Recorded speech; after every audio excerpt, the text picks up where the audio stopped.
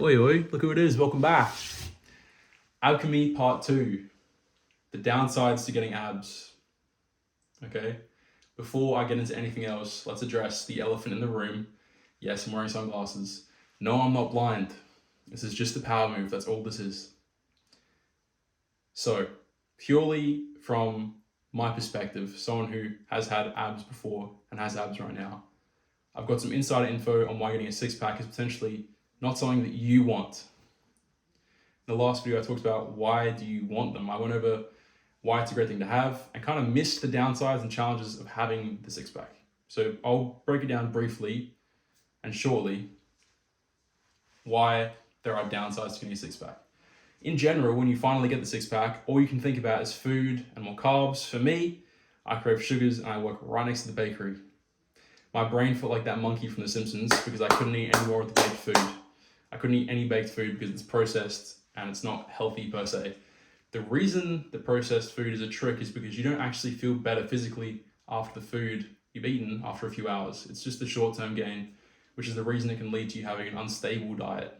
If you break out of eating the healthy food that you've gotten once you've got the six-pack, it can create an unstable diet.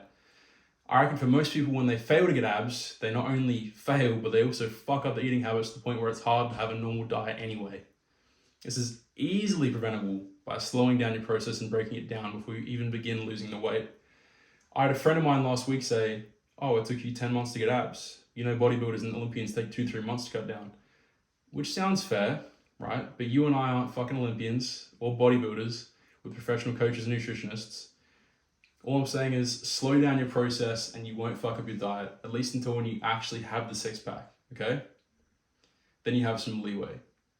So last week, I heard from Hamza, you need the right psychology to begin with because you can't stick to the calorie deficit for more than a few days if it goes against how you see yourself.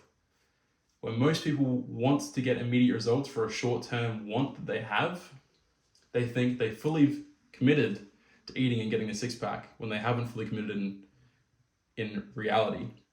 They fuck up halfway there because they didn't convince themselves enough that it was a good idea to get lean. If you have any questions in general, ask please in the comments.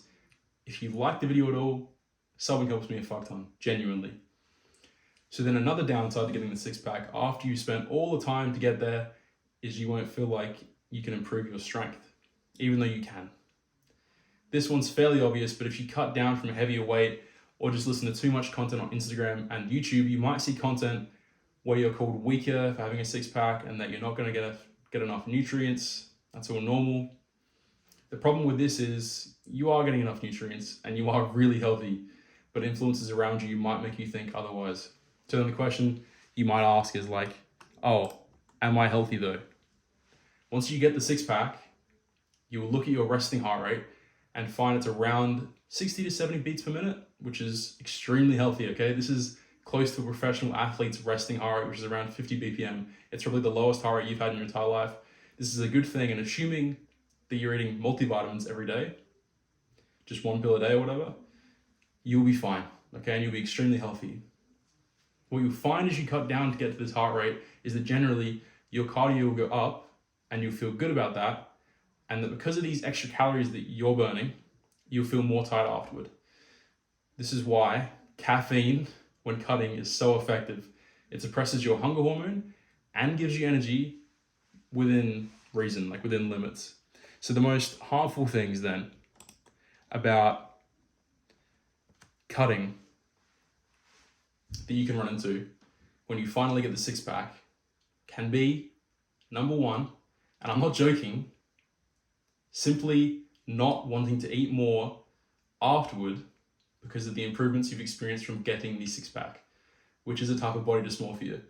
Number two kind of goes into that, when you start eating more, not binge eating too much food, your brain might actually start convincing you that you're overweight or you're fat, or you're going to gain fat. These are all body dysmorphia related things, okay? As long as you're aware that it's in your head and you can slowly with discipline start to eat more, you should be able to get that idea out of your head. That being said, if you've been lean for a long time, you might find it very hard to pull yourself out of the idea For example, e.g., I have 2 friends that only recently started eating more. It was extremely hard for them over the past 2 years because they believed that anything more than a leanish 6-pack physique was out of shape, which is not true. It's just a body dysmorphia in your head. Courage can change any outcome. It can give you abs.